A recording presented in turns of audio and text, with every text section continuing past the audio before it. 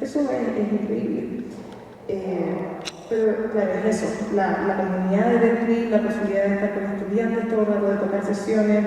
Nosotros teníamos clases, después de las clases íbamos a comer y ahí íbamos a tocar hasta las 12 y el próximo día clases, tocar. Y ese procedimiento de tocar, clases, estudiar, es lo que te hace realmente crecer.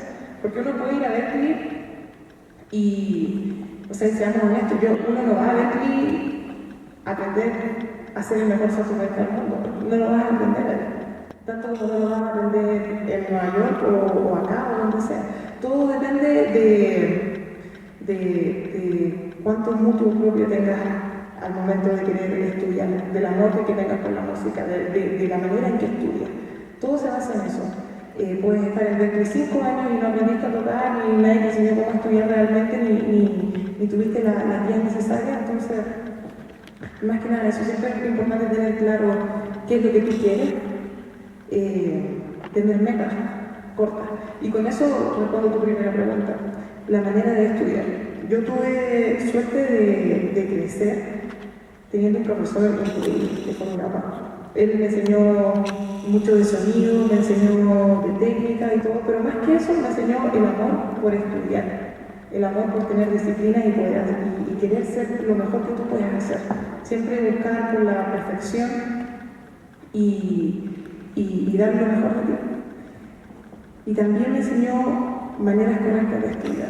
No sé si les pasa, pero a veces uno estudia todo el día y siempre no avanza nada.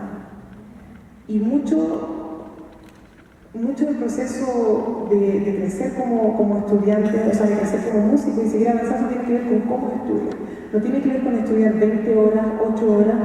Puedes estudiar 1 hora todos los días, pero 1 hora tan bien estudiada que vas sacando de poquito y vas avanzando. Esa es la idea. Ahora, en el proceso de estudiar, yo siempre mi papá como que enfatizó las cosas en que lo más importante era el sonido y cómo frasear y cómo improvisar. Eso era lo que más me importaba a él. De hecho, bueno, además de aprender obviamente todas las escalas mayores y hacer todo, de seguro eso no es un misterio para nadie, o sea, hacer las escalas de do mayor y todo, con el metrónomo a 40, hacerlo bien, tocarlo lento, hasta que suene perfecto, hacer una larga. Eso es como la parte técnica y en realidad yo creo que todo eso lo saben, como obvio. Pero mi papá algo que me enseñó y que me ayudó hasta el día de hoy es transcribir. Con transcribir no me refiero a leer un papel o a escribir un solo, sino que a memorizarlo, a internalizarlo. De hecho, mi papá nunca me enseñó a leer. Yo no aprendí a leer hasta que me mudé a Berkeley. No tenía idea de cómo leer una negra, una corchea, porque lo más importante para él era que yo desarrollara mi oído y que transcribiera frase por frase, de a poquito, una a una, hasta que lograra hacer todo el solo y luego tocar una frase por la otra y la repetíamos 100, 200 veces hasta que fuera perfecta. Esa era la idea. Entonces, el concepto de mi papá era que yo tenía que encontrar un nervio musical. ¿Tú tienes algún nervio musical? ¿Alguien que te guste? Ya. ¿Ron Pearson significa? ¿Qué dijiste? Oscar Pearson. Entonces, te concentras, porque bueno, también está todo este otro rollo de que todos tenemos de que cada uno quiere tener su propia voz y quiere tener su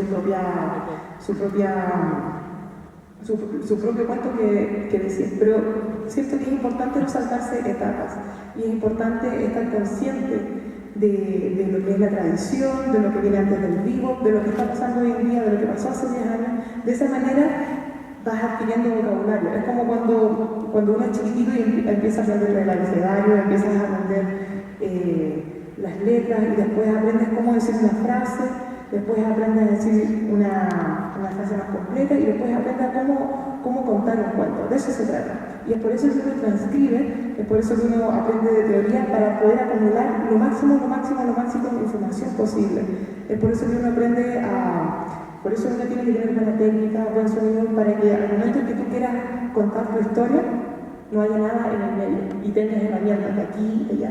Entonces, el proceso mío fue primero transcribimos a Charlie Parker como por 5 años. Todos los solos de Charlie Parker.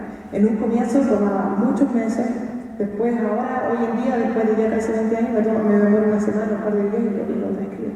Y aprendí tanto de eso, porque nadie me vino, porque en realidad tratar de explicarle a un estudiante qué es lo que es tener un buen sonido, qué es lo que es el swing, qué es lo que es frasear, cómo se toca una frase después de otra, o cómo desarrollar una idea, yo te lo puedo decir, pero en realidad cuando internalizas eso es cuando simplemente lo tienes dentro tuyo. Y la mejor manera de hacer eso es con las grabaciones. Y con eso estoy diciendo que no es necesario ir online a ver, a tener una clase que te diga lo que hace esto, sino que tienes todas estas grabaciones, tienes Charlie Parker, tienes tanta información que puedes acumular, ya sea transcribiendo. Entonces, obviamente, cuando transcribes tienes que tener una meta también. Mi meta era que después de varios meses yo quería sonar como Charlie Parker. Me da lo mismo que suene como Charlie Parker o que me digan ya no tiene su sonido, pero la idea es adquirir ese lenguaje, eso es realmente lo importante, adquirir ese sonido. Y ese sonido lo transcribiendo de a poco, una frase por otra y por otra. Y después de Charlie Parker tuve un periodo de Carnival, después me acuerdo que me cambié al tenor y mi papá era fanático de Michael Brecker y transcribía a Michael Brecker hasta que sonaba exactamente igual a él. Y después fui retrocediendo Sonny Rollins, Don Bryan, Lucky Thompson, Lester Young, Coleman Hawkins, me fui como informando de todo. Y obviamente después de que transcribes tanta gente, hay cosas que te gustan y hay cosas que no te gustan y las vas incorporando a la manera que estás tocando. Ahora, la otra cosa muy importante de transcribir es que desarrollas tu oído. Y eso es una de las cosas más importantes que un músico tiene que tener buen oído. Porque al momento que estás tocando con la banda tienes que tener la facilidad de escuchar lo que está pasando alrededor, porque de eso se trata cuando estás tocando trío o cuarteto, de escucharse a uno mismo, de ser capaz también de cantar una idea en la cabeza y de tocarla. Y mucho de ese proceso de desarrollar el oído que le dicen ear training tiene que ver con transcribir. No hay nada que te pueda ayudar más que